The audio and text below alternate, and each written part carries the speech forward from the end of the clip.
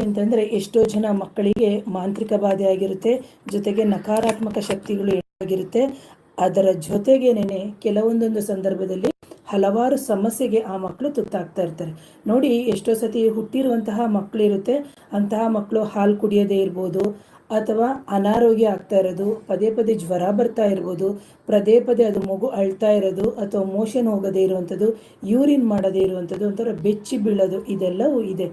ಯಾಕೆ ಅಂತಂದರೆ ನಮ್ಮ ಒಂದು ಹಿಂದೂ ಸಂಪ್ರದಾಯದಲ್ಲಿ ಬಾಲಗ್ರಹ ಹೇಗೇನು ನಾವು ಪರಿಗಣನೆ ಮಾಡ್ತೀವೋ ಅದೇ ರೀತಿ ಪ್ರತಿಯೊಂದು ತಿಂಗಳಿಗೂ ಆಯಾಯ ದೇವತೆ ಅಂತಲೇ ಹೇಳ್ತೀವಿ. ಪ್ರಿಯ ವೀಕ್ಷಕರೇ, ಇವತ್ತಿನ ವಿಷಯ ನಾನು ಸರಳವಾಗಿ ಏನು ಹೇಳ್ತೀನಿ ಅಂತಂದರೆ ಮಕ್ಕಳ ಬಗ್ಗೆ. ಅಂದರೆ ಈಗ ಕೆಲವೊಂದೊಂದು ಸಂದರ್ಭದಲ್ಲಿ ಹುಟ್ಟುವಂತಹ ಮಕ್ಕಳು ರೋಗಗ್ರಸ್ತವಾಗಿಯೇ ಹುಟ್ಟಿರುತ್ತೆ. ಸೊ ಇದಕ್ಕೆ ಕಾರಣ ನಾವು ವೈದ್ಯಕೀಯ ಕ್ಷೇತ್ರದಲ್ಲಿ ಹಲವಾರು ಕೊಡ್ತಾರೆ. ಯಾಕಂತಂದರೆ ಇದು ಆನುವಂಶಿಕವಾಗಿ ಬಂದಿದೆಯಾ ಅಥವಾ ತಾತ ಮುತ್ತಾತದಿಂದ ಬಂದಿದೆಯಾ ಅಂತ ಈ ಥರ ಎಲ್ಲ ನೋಡ್ತೀವಿ. ಆ ಥರ ಜೆನೆಟಿಕಲ್ ಡಿಸಾರ್ಡರು ಅಥವಾ ಕ್ರೊಮೋಸೋಮ್ ಡಿಸಾರ್ಡರು ಅಂತ ಈ ಥರ ಎಲ್ಲ ಹೇಳ್ತೀವಿ.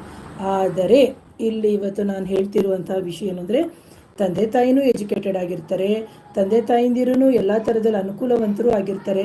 ಆದರೆ ಹುಟ್ಟಿದ ಮಗು ರೋಗಗ್ರಸ್ತ ಆಗೋಕ್ಕೆ ಕಾರಣ ಏನು ಅಂತ ನೋಡಿ.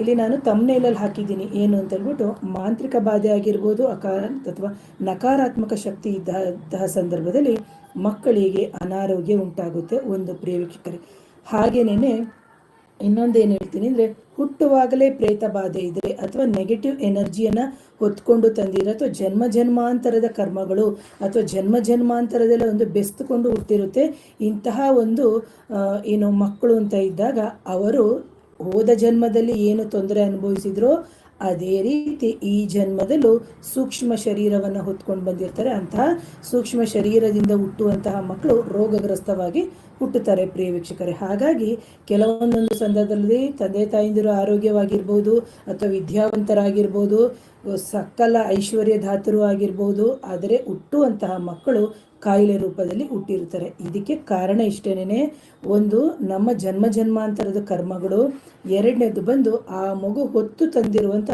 ಸೂಕ್ಷ್ಮ ರೂಪಗಳು ಹಾನಿಯಾಗಿದ್ರೆ.